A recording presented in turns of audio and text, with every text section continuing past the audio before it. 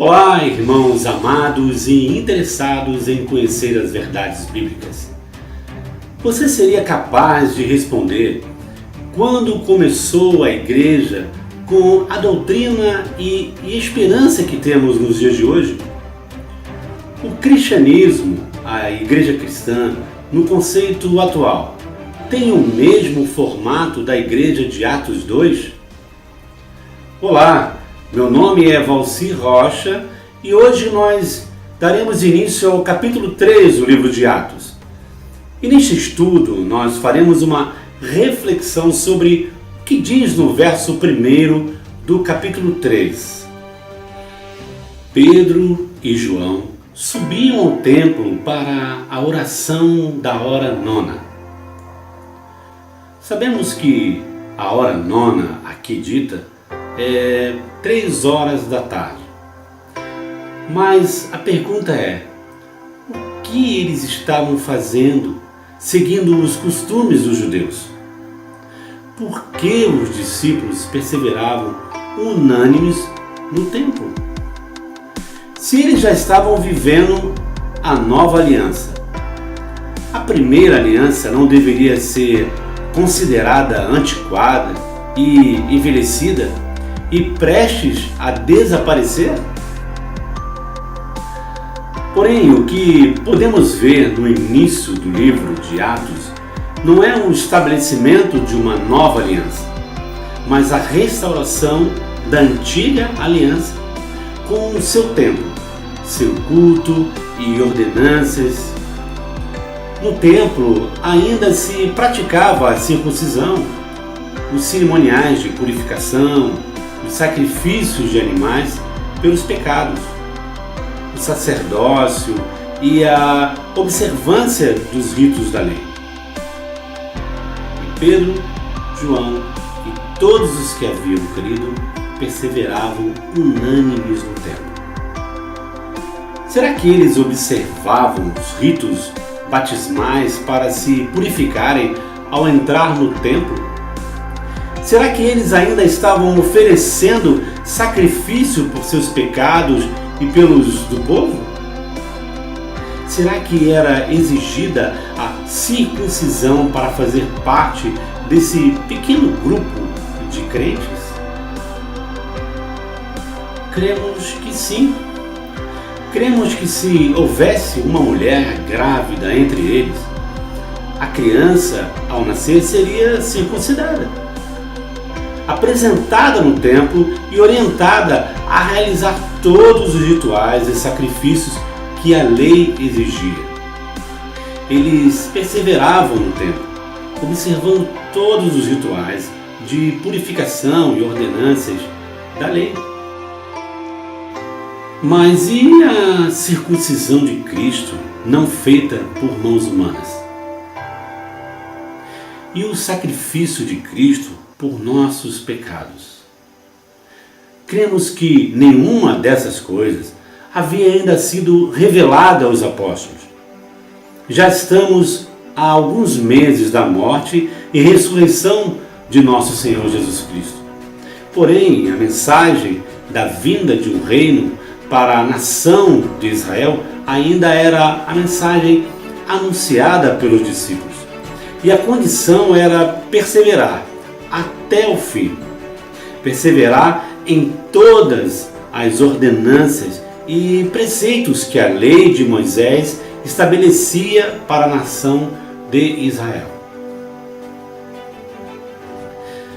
Deus ainda concede a Israel a oportunidade para se arrepender, voltar à obediência da lei.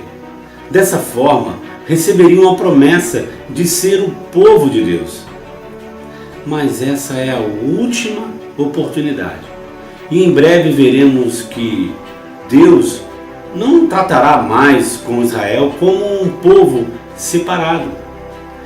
Deus estenderá o seu plano de graça e salvação a todos os povos, sem distinção, por meio de um novo pacto, uma nova aliança, não da letra, mas firmada com sangue, o sangue do nosso Senhor Jesus Cristo. não gravada em pedras, mas gravada nos corações, pelo Espírito, a todo aquele que aceita-o pela fé.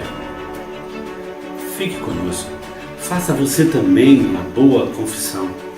Creia em Jesus Cristo como o único Senhor e Salvador dos seus pecados. Deus o abençoe.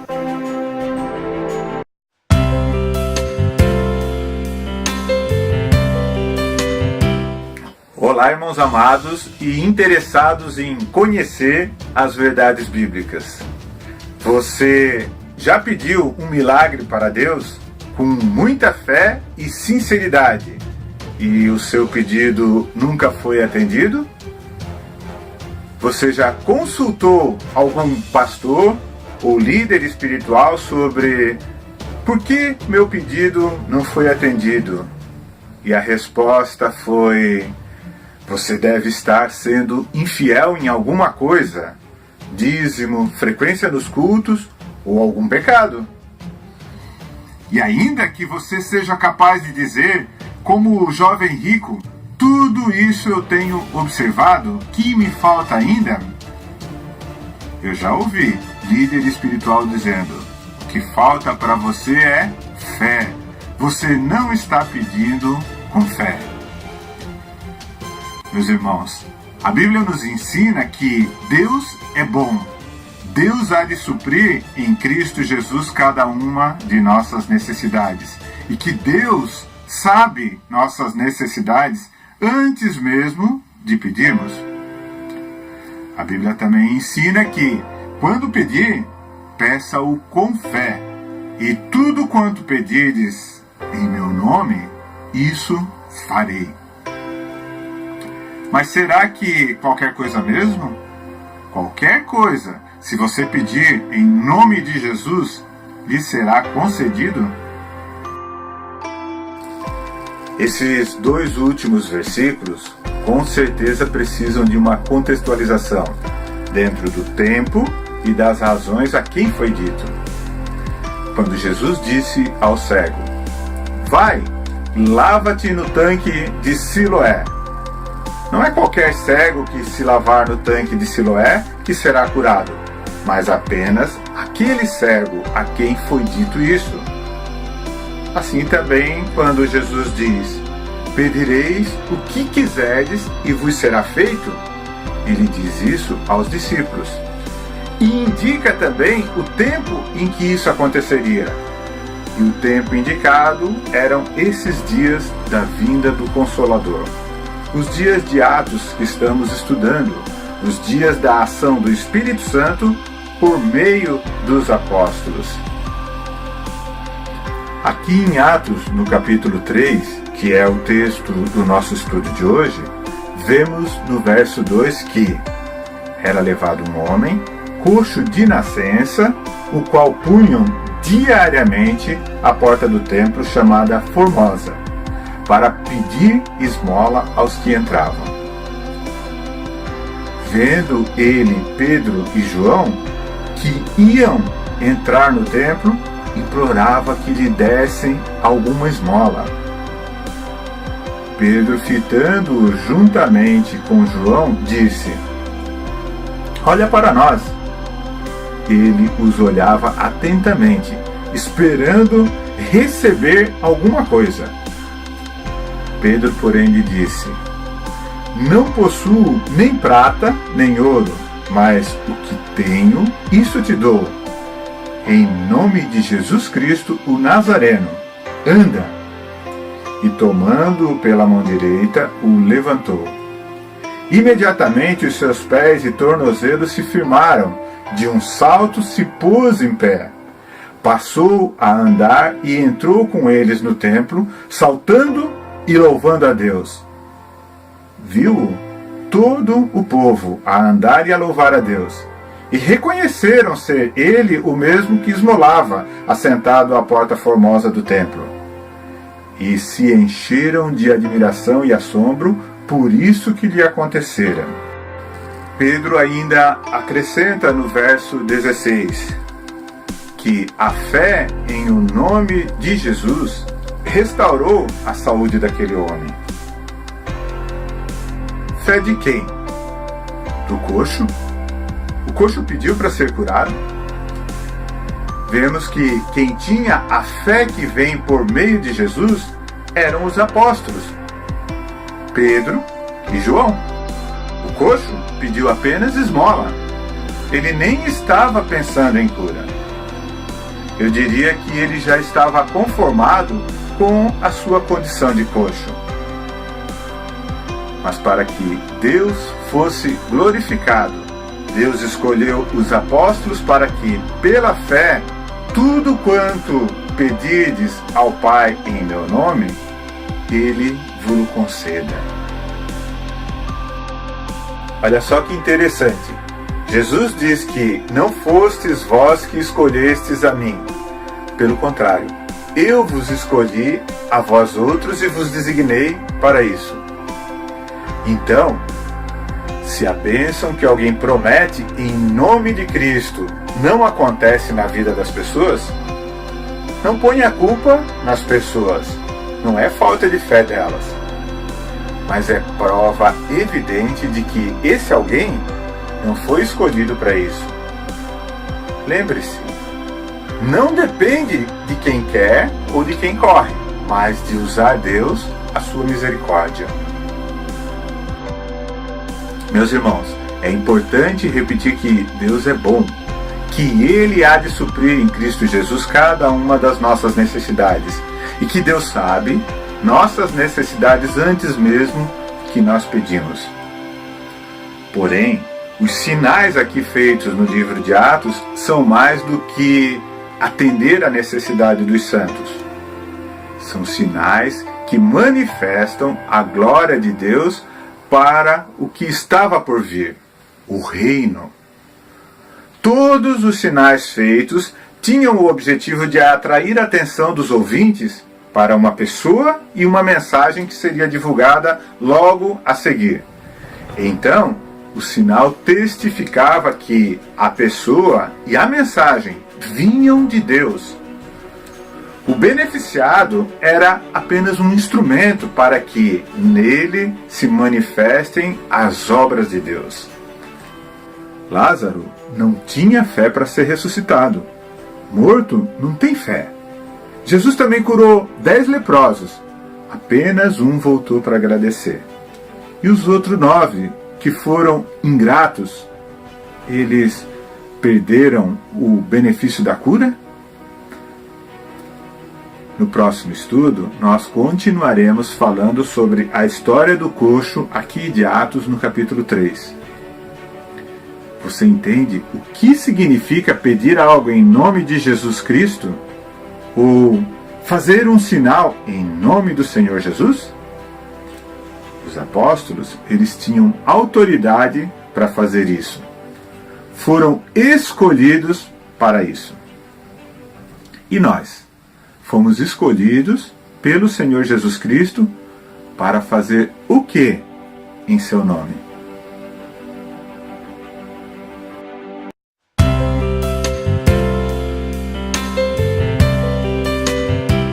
Olá, irmãos amados e interessados em conhecer as verdades bíblicas. O que significa a expressão em o nome de Jesus? No último estudo, nós vimos que o coxo de Atos 13 não pediu e nem estava esperando uma cura. Ele estava esperando receber uma esmola. Também falamos que a autoridade e fé para realizar o milagre eram de Pedro e João. O coxo era apenas um instrumento para que a glória de Deus fosse para ele manifesta. Mas como podemos entender isso?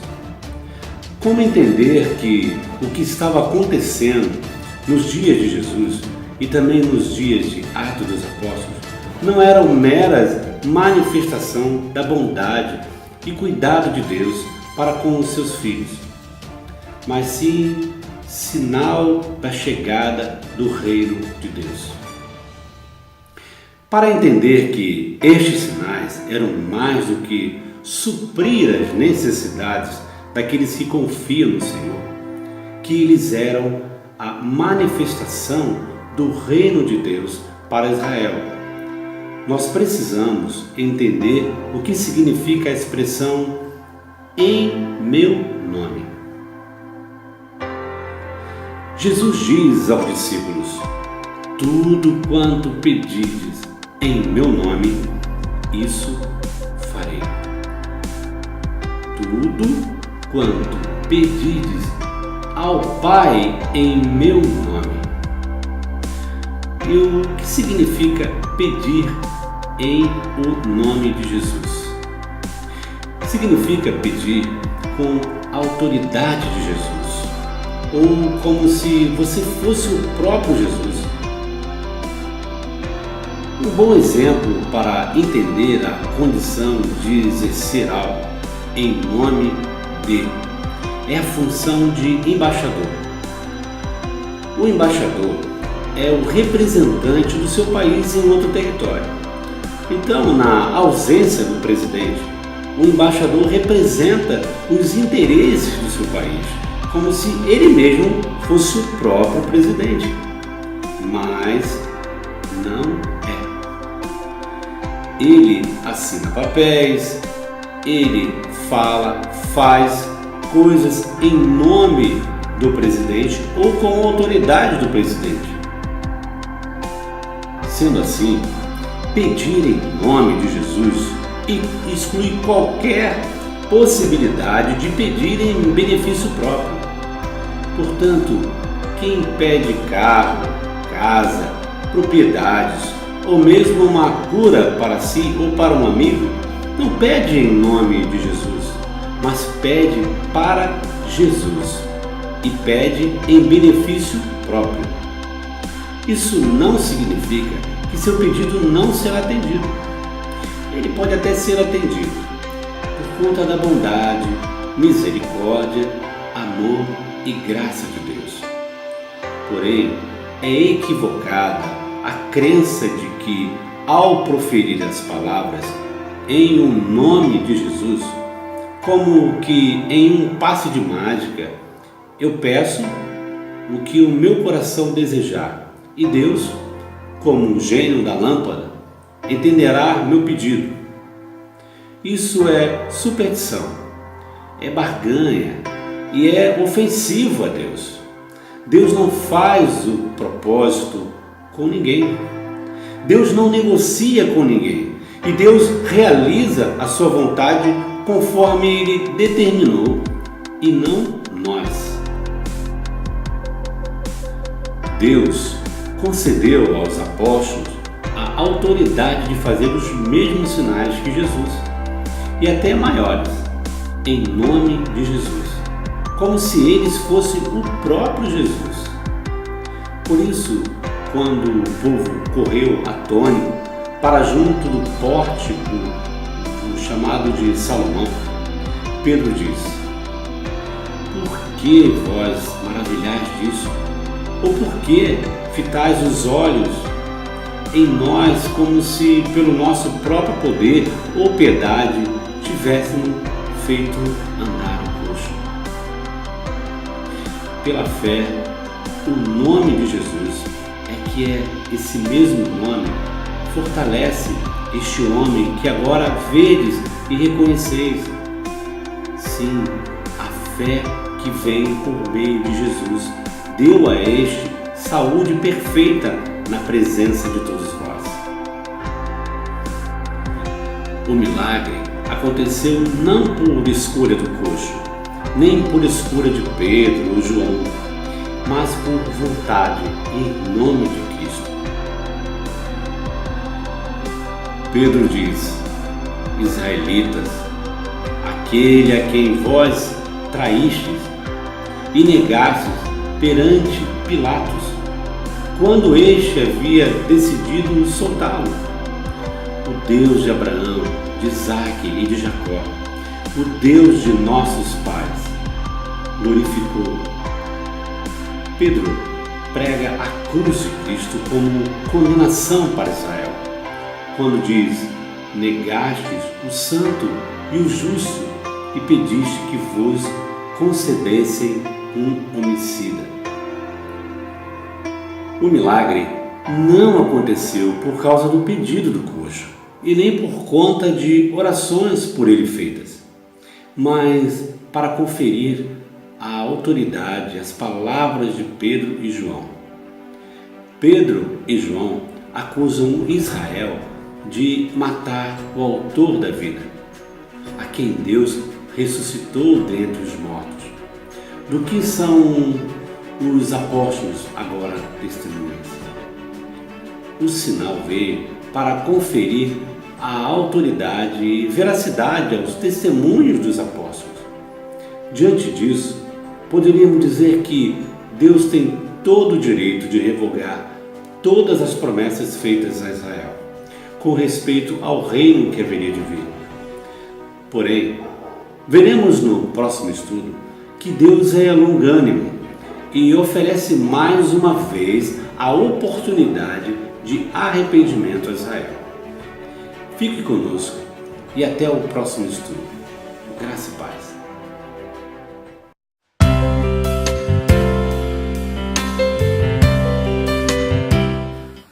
Olá, irmãos amados e interessados em conhecer as verdades bíblicas.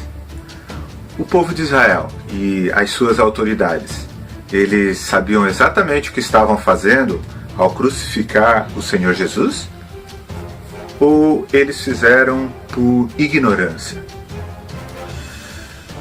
No capítulo 3 do livro de Atos, onde nós estamos estudando, nós vemos que Pedro mais uma vez acusa os judeus e as suas autoridades de crucificar Jesus. Ele diz: mataste o autor da vida, negaste o santo e o justo e pediste que vos concedessem um homicida. Porém, Pedro diz: eu sei que o fizeste por ignorância, como também as vossas autoridades. No último estudo, nós vimos que Deus fez um milagre por intermédio de Pedro, um milagre extraordinário, a cura de um coxo de nascença. E a razão do milagre era chamar a atenção do povo para o discurso que Pedro fará aqui no livro de Atos pela segunda vez, a mensagem que Deus deu aos apóstolos. E a mensagem é a seguinte: Jesus é o escolhido de Deus para reinar sobre a nação de Israel. O rei veio e vocês, israelitas, mataram o rei. Mas Deus não levará em conta esse pecado. Por quê? Porque eles realmente não sabiam o que estavam fazendo. Deus está disposto a perdoar a ignorância do povo, desde que, a partir da mensagem dos apóstolos, eles entendam o erro que cometeram e se arrependam. Deus ressuscitou a Jesus dentre os mortos. E Pedro diz: nós somos testemunhas disso. Então, se o rei está vivo, o reino pode acontecer nestes dias. O rei, o Cristo que já vos foi designado, está nos céus. E é necessário que o céu o receba até a restauração de todas as coisas. Essa seria uma síntese da mensagem dos apóstolos. Mas que coisas são essas que precisam ser restauradas? Veja que Pedro diz que desde a antiguidade todos os profetas falaram desses dias, falaram dessa restauração. Todos os profetas, a começar com Samuel, assim como todos os outros, anunciaram que o Cristo havia de padecer, que a boa nova do reino seria anunciada primeiramente a vós outros israelitas e que a nação de Israel precisava ser restaurada em todos os seus rituais que estavam abandonados, na observância da lei, no culto do templo e na preparação para se tornar um reino de sacerdotes. Por isso, a importância do batismo, que é o primeiro ato de purificação para que o sacerdote possa chegar ao recinto sagrado e fazer o serviço necessário na presença de Deus. Pedro relembra que Moisés falou: o Senhor Deus vos suscitará dentre vossos irmãos um profeta semelhante a mim. A ele ouvireis em tudo quanto vos disser. Quem ler o texto de Deuteronômio, lá no capítulo 18, de onde essa passagem é tirada, verá que Moisés foi o porta-voz de Deus a pedido do povo, que pediu para Deus não falar diretamente com eles, como aconteceu no Monte Horebe, porque eles tinham medo de morrer. E agora, nesses dias aqui, o Verbo se fez carne e habitou entre eles. É Deus novamente firmando uma aliança com Israel, falando pela pessoa do Filho, o Verbo de Deus. E acontecerá que toda alma que não ouvir esse profeta será exterminada do meio do povo. E se a nação, como um todo, não ouvir esse profeta, não seria o caso de a nação como um todo perder o privilégio do reino que estava para acontecer? Olhe só, se todas as coisas relacionadas à lei e ao reino não forem restauradas, então não virá tempo de refrigério. Deus não enviará o Cristo que já lhes foi designado. E você quer saber como essa história termina? Fique conosco. Acompanhe-nos nessa jornada pelo livro de Atos dos Apóstolos.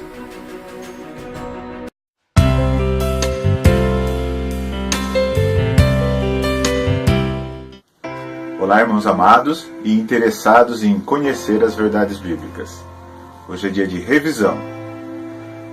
Terminamos o capítulo 3 do livro de Atos e é importante fazer uma síntese do que vimos. Vimos que a igreja que perseverava unânime na doutrina dos apóstolos aqui em Atos 3 era uma intenção de Deus da restauração da congregação de Israel. Aquela congregação estabelecida lá no Velho Testamento, com todos os seus costumes, culto no templo, exigência da circuncisão, batismos e também tendo a esperança do restabelecimento do reino de Israel, aqui na terra, tendo o Senhor Jesus como rei. A igreja, que será descrita posteriormente nas cartas dos apóstolos, a igreja chamada de o corpo de Cristo, composta de judeus e gentios, ainda não nasceu.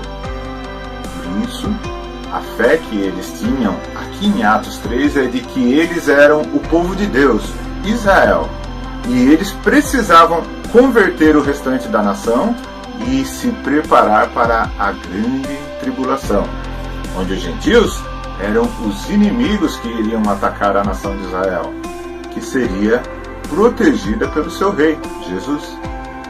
Por essa razão, eles estavam vendendo tudo o que tinham e vivendo em comunidade. Os apóstolos receberam de Jesus poder para, em seu nome, fazer sinais e prodígios que pudessem convencer a nação de Israel a aceitar Jesus como rei, o rei escolhido por Deus. Por isso, aqui em Atos 3, no templo de Jerusalém, onde eles perseveravam unânimes, Pedro e João curaram um coxo de nascença. Veja que a cura do coxo não tinha nada a ver com o pedido feito por ele ou a fé que ele professava, mas era para chamar a atenção da nação para a mensagem que Pedro e João tinham para transmitir aos israelitas. Fizemos um estudo específico só para falar da autoridade que os apóstolos tinham de fazer coisas em nome do Senhor Jesus Cristo. Essa autoridade conferia a eles a condição de embaixadores do reino aqui na terra, até que o rei retornasse. E o rei só iria retornar quando o trabalho de conversão da nação estivesse completo. E no último estudo, vimos que Deus não levou em conta nem o pecado da nação de Israel ter crucificado o Senhor Jesus. Pedro afirma: fizeste por ignorância.